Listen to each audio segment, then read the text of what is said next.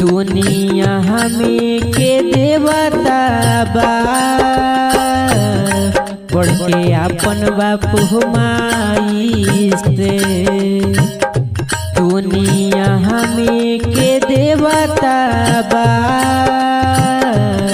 बढ़ के अपन बापू माई से। दुनिया में के देवता बढ़ के अपन बापू माई से। दुनिया हमें के देवता बा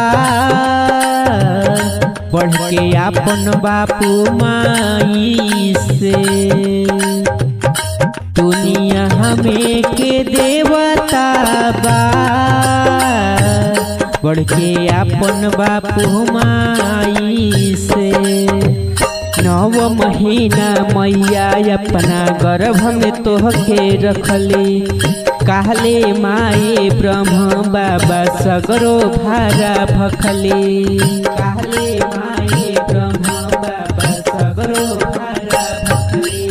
अमृत जस दूधवा हो तोहरा के पियावली हो।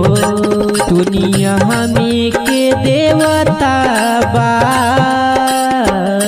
बढ़ के अपन बापू माई से। दुनिया हमें के देवता बा बढ़ के अपन बापू माई से।